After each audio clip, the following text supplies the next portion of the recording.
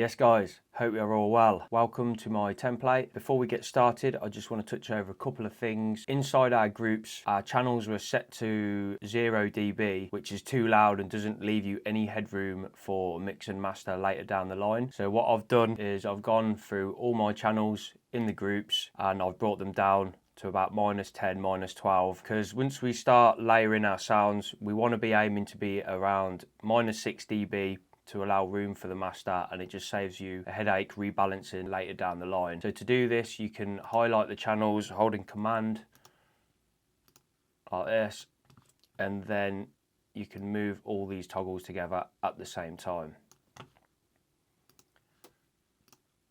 So before we get started, I just want to talk a little bit about referencing. So before I opened this project, I had an idea of a track or a vibe that I wanted to recreate, and it's this track by Cosmin Horatio. He's a minimal house artist. He's got sick grooves, deep and bouncy bass lines, glitchy percussions. I'm a big fan of his work. When I first started producing, I didn't want to reference because I didn't want to copy someone else's sound. I wanted to be original. I wanted to make my own style, but I soon learned that it's crucial for your progression. It helps you with sound selection, it helps you achieve the vibe that you want to get in the genre that you want to make, and you can pick up loads of arrangement tricks that artists do. With all that being said, I'm going to give myself half an hour to get an idea down, and hopefully you can pick up a few techniques and you'll be able to get ideas down much faster. So first of all, with my reference track, we need to be careful because I have a saturator over here which is on all the channels, so we want to turn this off because it'll affect the mastered track. So first we want to warp it.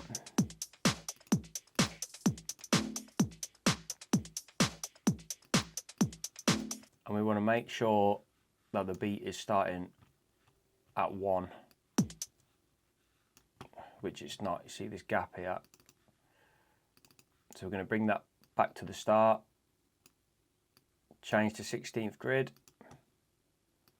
Okay, now we're on the money. So I'm just going to head over to a part that's got more information.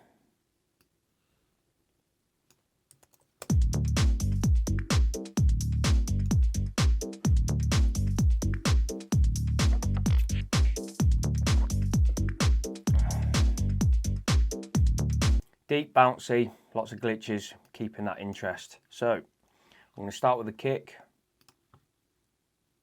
Head over to my kick, looking for something punchy.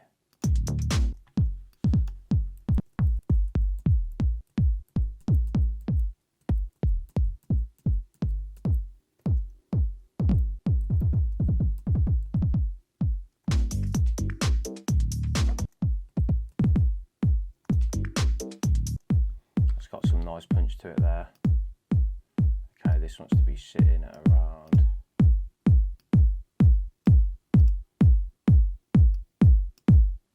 -12. Okay, happy with that. So in session view, I like to use this duplicate feature, and it's to add variation on the end of your bars. So I'm going to duplicate this kick. Probably change this end one here. Bring the velocity down to save the low ends clashing. And we're going to go again. Probably take the kick out this time.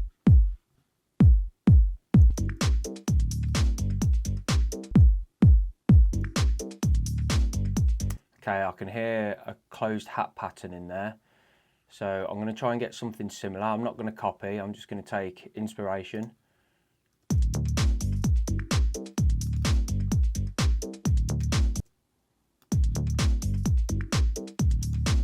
So with the reference on and this bar playing, it can help me get a more accurate feel for where he's placing his sounds.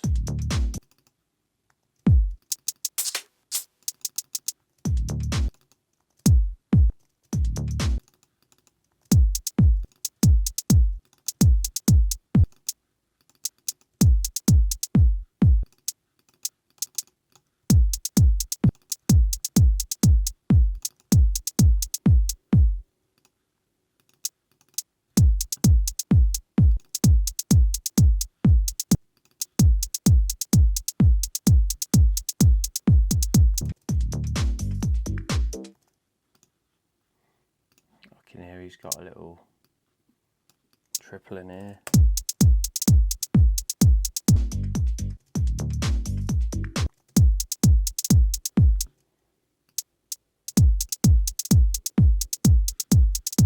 Again, we're going to duplicate and get a variation at the end here.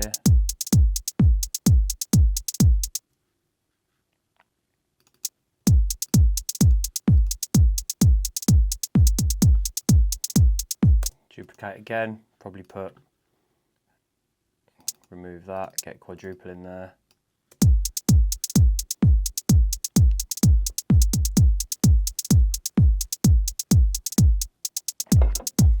Nice. So if we highlight all these, and down here we have our velocity. So to add more movement, we want to randomize these. It's not too important how it is. So we've got a feature over here. If we bring this bar down, if I do it extreme to begin with, we click randomize, it gives us a large variation. It doesn't want to be that big, so I'm just going to bring them all down to reset it, bring them up again, bring randomize down to about, I don't know, something like that. There. And that will just add to the groove.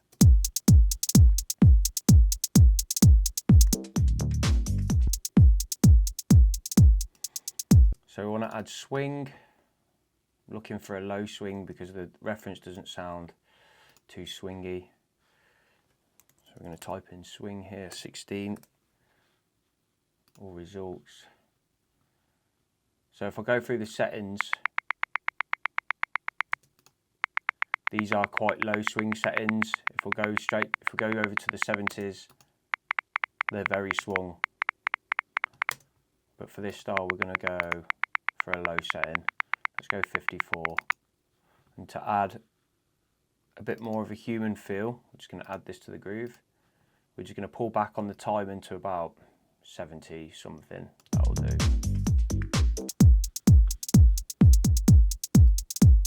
Okay, now those hats are in.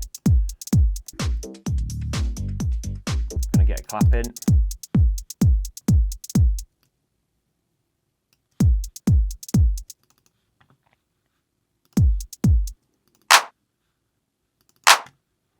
Oh, ain't done the meter on this one.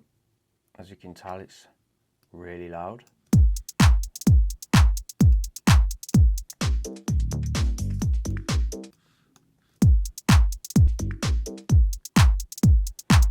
See if I can pitch that up.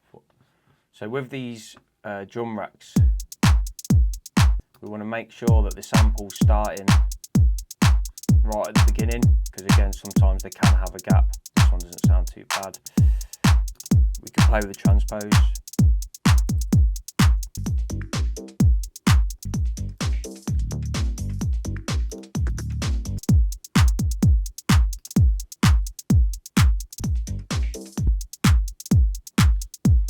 I'm going to layer that with a snare.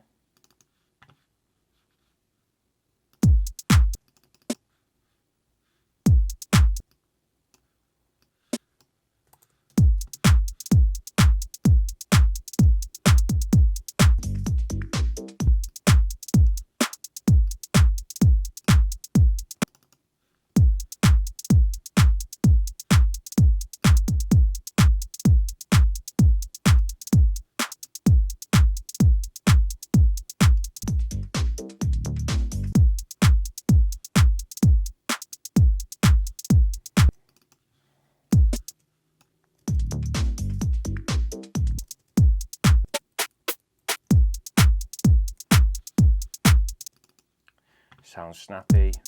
Again, just going to check the sample that it's starting at the beginning. Transpose it down.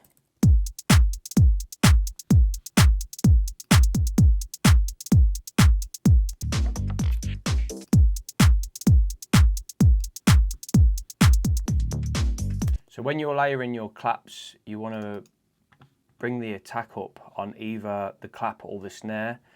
So you need to choose which one you want the transient to hit, and then the other one is going to keep the body.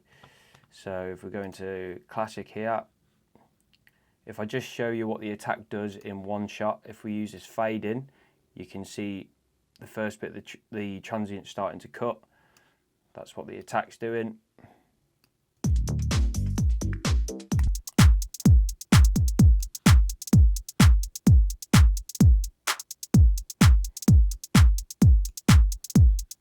So bringing the attack up on the clap is leaving the transient of the snare to hit. And what I didn't mention in my last video is on the sends we have Ableton standard reverb and delay, and I've added a synth bite, which is distortion, to add a bit of top end to synths, and some drums room, which is a shorter reverb that I like to use on my drum elements. So there we go, that just fills in a bit of space and gives the clap a bit of a tail.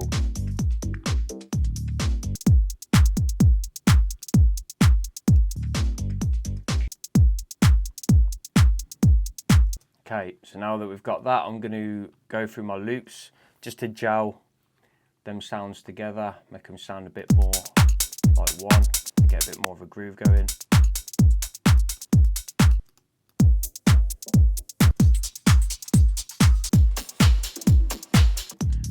So the drums are quite stripped back. If I wanted to be making some busier drums, I'd be layering a couple of these busier loops. Nice, but not the vibe.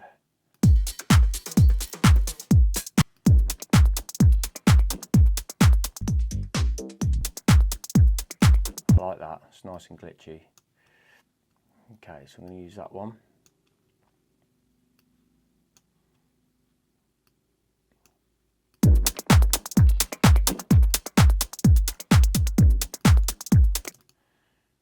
So we're going to pick 16ths, quantize using Command A and U. This feature here, where it says transients, if we pick this arrow pointing to the right and pull back this bar, it makes the loop a lot tighter. Makes it a bit less recognisable. We want to add groove. Probably want it sitting a bit more in the back.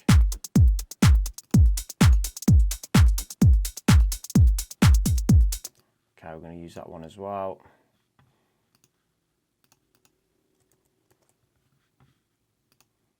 Same again.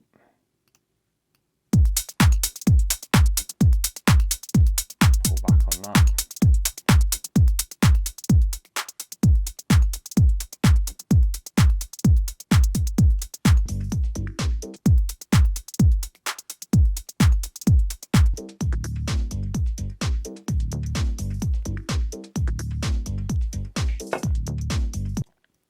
Okay, so I think we're at the point now where we want to be adding them glitchy percussion.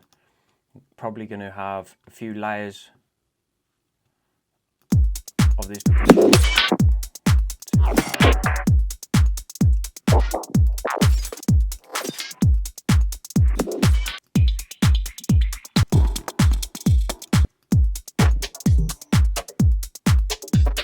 Nice. So when we start layering these glitches and these percussion sounds, what I find is they'll start bouncing off each other, creating more of a call and response. It can happen accidentally as well, which is great. Just got to keep layering.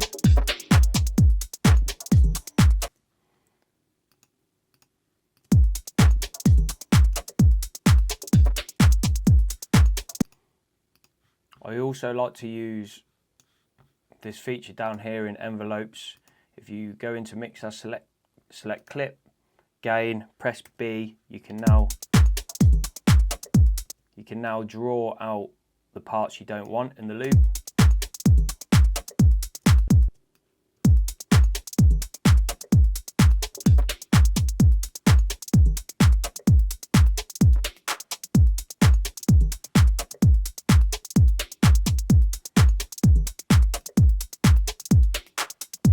So on loops you don't have the duplicate feature, so because I just use this session view to get an idea down, if I do want to duplicate this and add more variation, I'll do it in arrangement view, which if you press tab, this is the arrangement view here.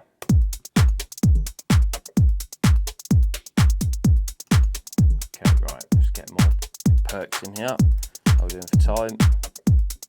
16 minutes.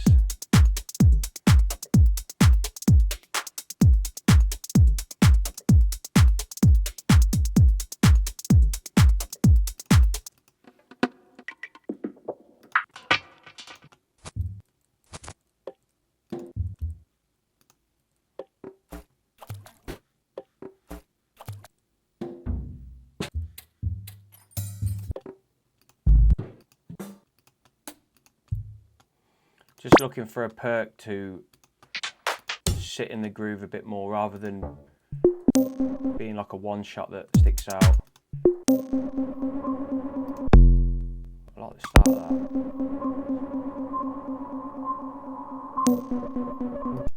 See if we can make that work. Even if it was just the start bit of it. So again, down into clip, gain.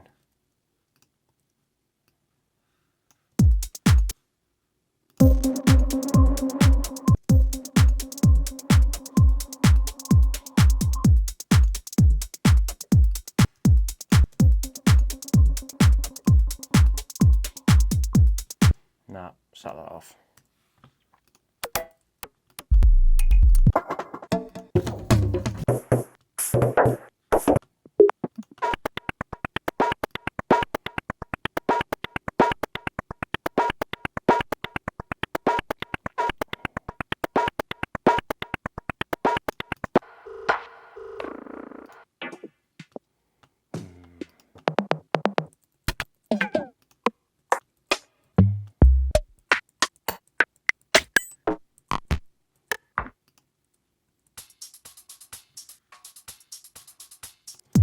Maybe something like that. That's going to sit in the groove a bit better.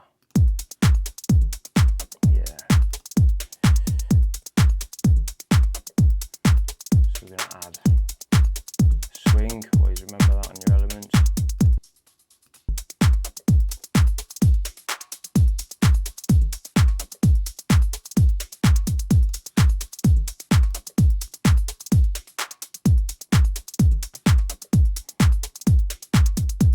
Remember to name your channels as well.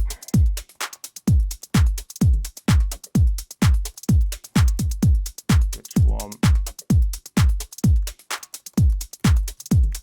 Which two? Right, let's layer up again.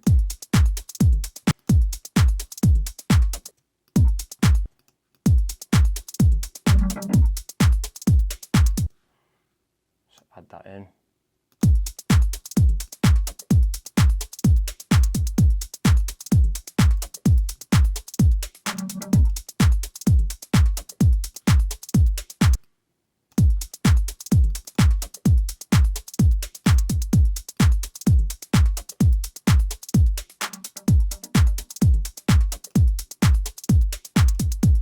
What else we got?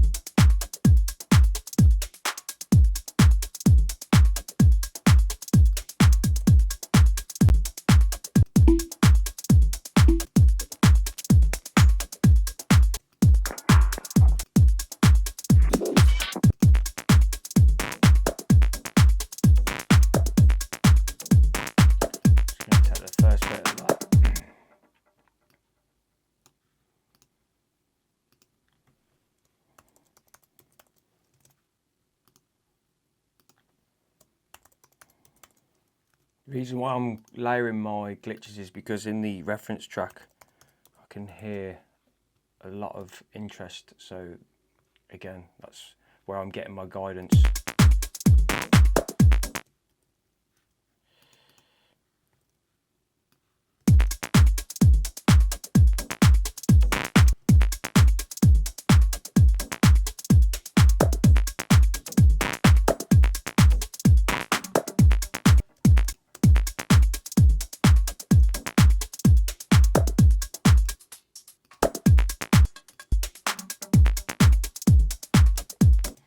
Okay, so another technique I like to use on my Perc rack.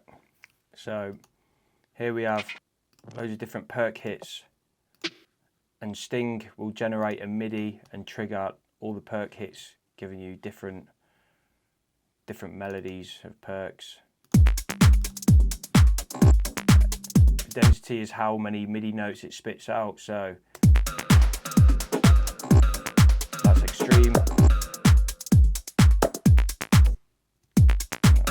This is low.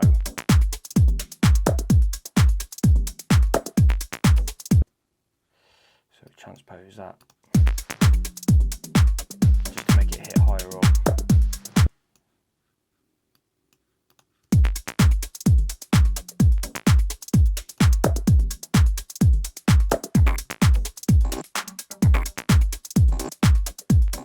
Change the length to 32.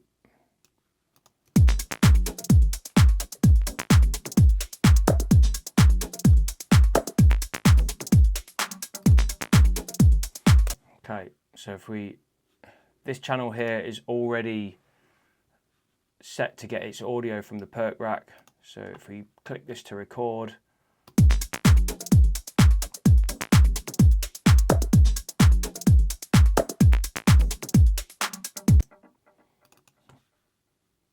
now that's recorded the audio from the Perc rack channel. So we're done with this now and we can turn it off.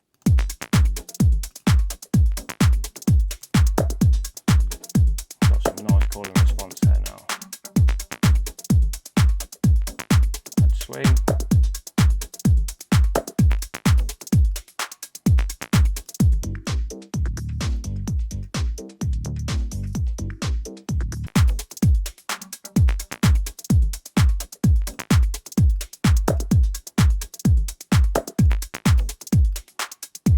Probably got a bit more glitches going on, but we can always remove sounds later on.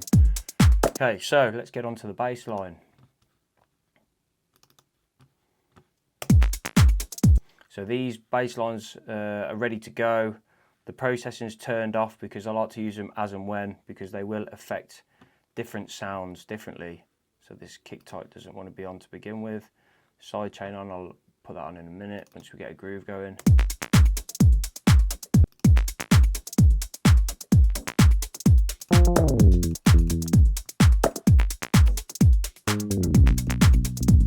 So I'm going to take inspiration from the reference, but I still want to make it my own. So I like that sustained note at the beginning. And what I tend to do is, when I get my bass line in, whatever I like the root note to be, which will be the first note, that will determine the key of my track.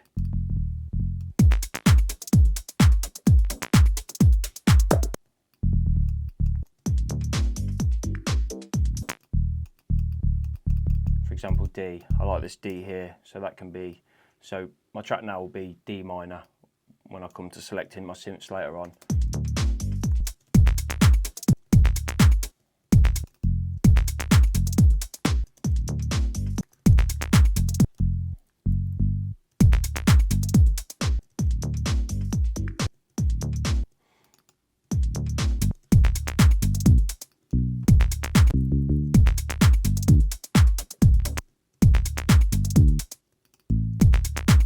Right, let's use the scale feature.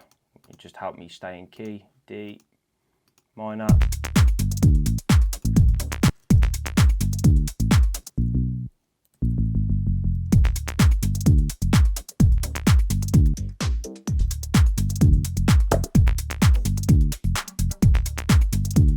Okay, let's duplicate that. Let's get some variation in it.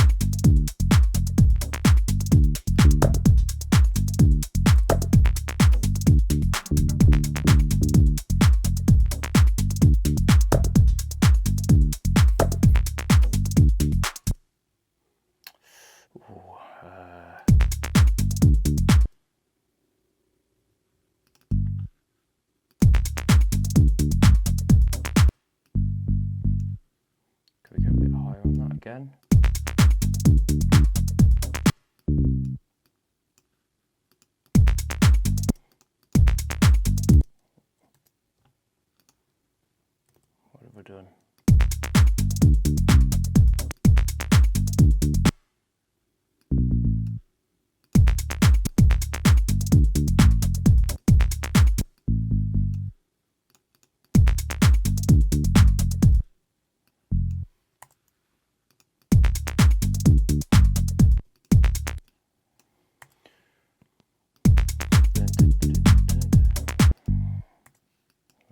one.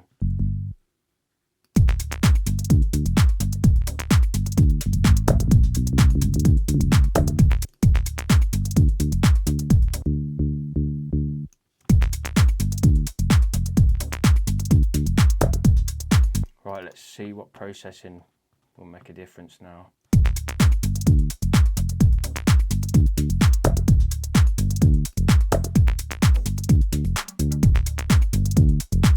That's added some mids.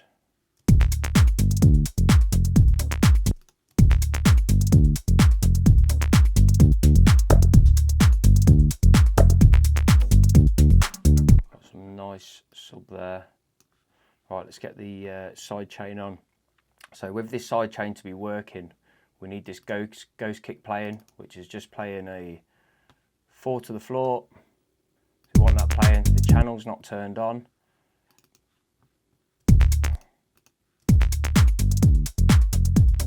And here you can see the signal in the bass, it's dipping as the kick's happening.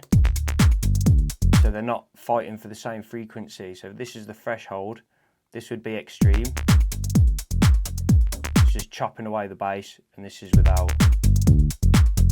And they're just fighting for the same frequency. So we want a nice dip, fast attack, keep it tight. Right, that'll do. Bit of erosion.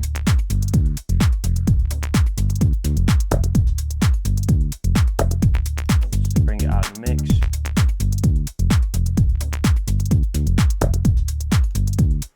Going to use a filter on it just to take out some of those mids.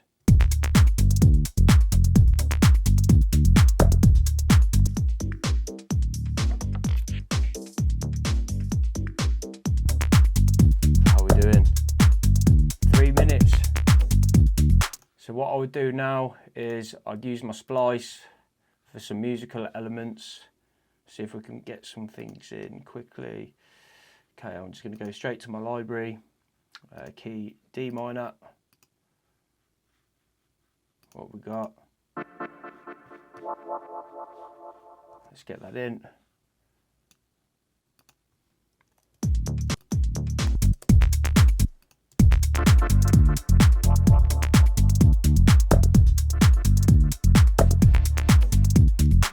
Let's get this ping pong feature in. So I'm just going to fly this last 3 minutes to get some elements in.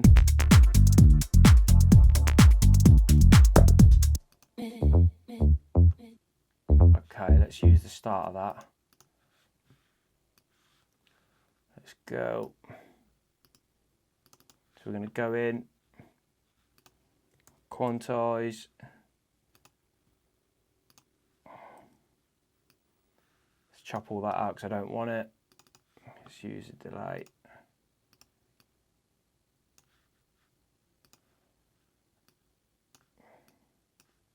Let's get that playing.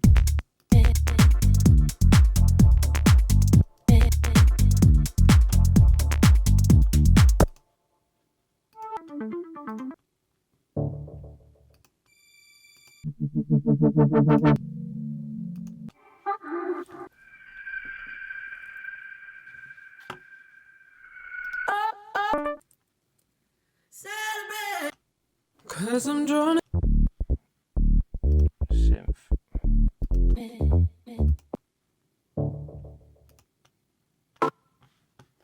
Right, nice. Let's get some stabs in there. That'll do.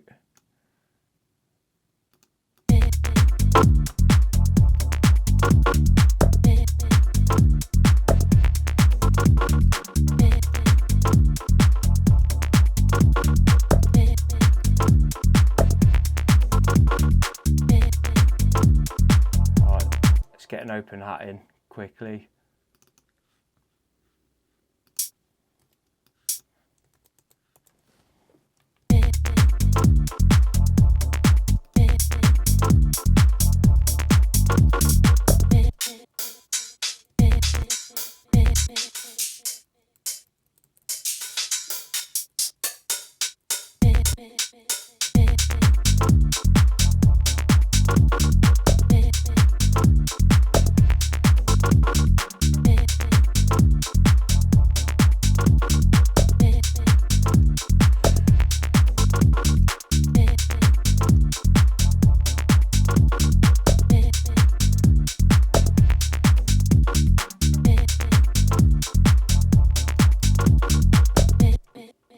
Right, there we go, 20 seconds left. I'm quite happy with that, to be fair. Quick grooving in half an hour. Try not to overthink my decisions. Using my reference track for a guide.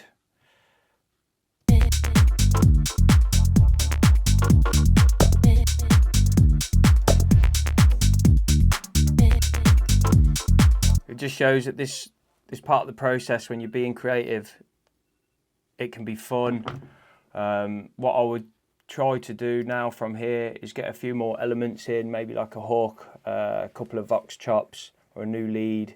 Obviously I'd listen to my reference to hear what they've done and what they've added, but once I've got this loop full enough, it would help me with my arrangement and give me lots of elements to put in and take out. And yeah, I hope you've picked up some techniques from this, and I'll see you for the next video.